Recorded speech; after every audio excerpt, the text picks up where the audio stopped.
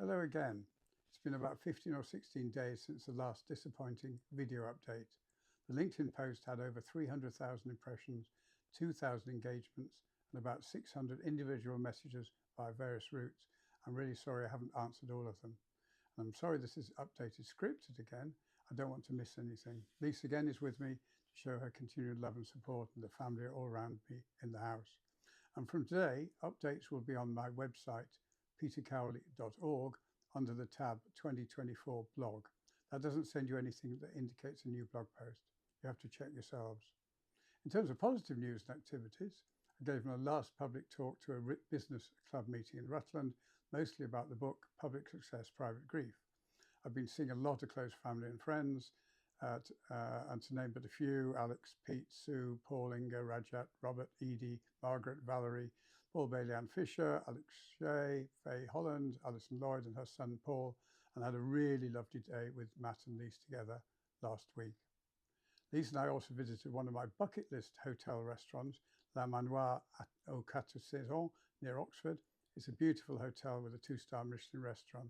The service was unbelievable, but unfortunately I was too ill to enjoy most of the multi-course Michelin star food. We nearly came home after the second night at 3 a.m. due to my symptoms.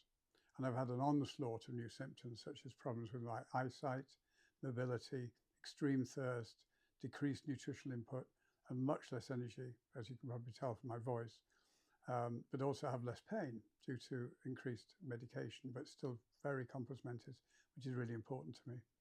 We saw the enhanced support team soon after the last update, but were very quickly passed on to palliative care.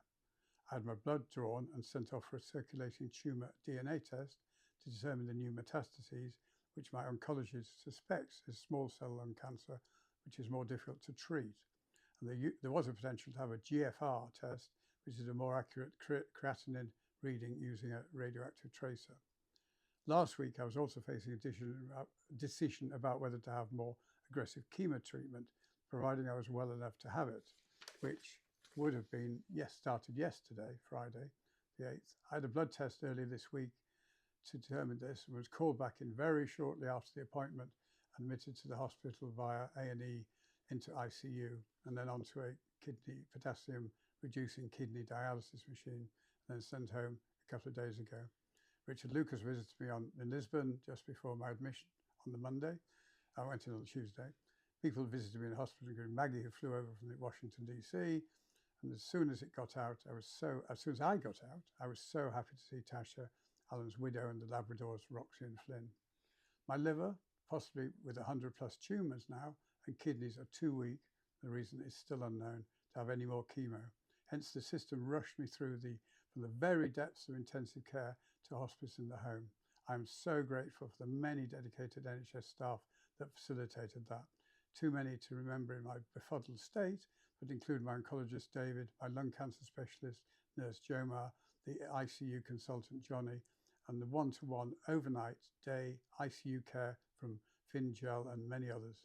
And of course the local hospice and district palliative care teams.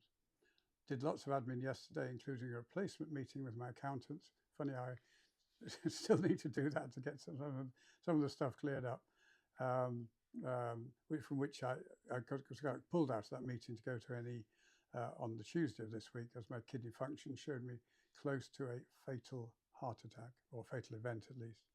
Lots of friends and health visitors visited me. Most important, of course, being my at-home hospice team of Lise, my son Matt, and Lisa's 2 daughters, Catherine and Miri, who are running the house and health journey. Medications, food, dressing. Removing the dialysis machine has led to a continuous flow of subcutaneous fluid. Nothing unusual there, but it needs dressing often. And then today I'm breaking my sobriety, which turns out, with my fascination for numbers, to be that I've had exactly 9,000 days of sobriety yesterday. It was 9,001 today.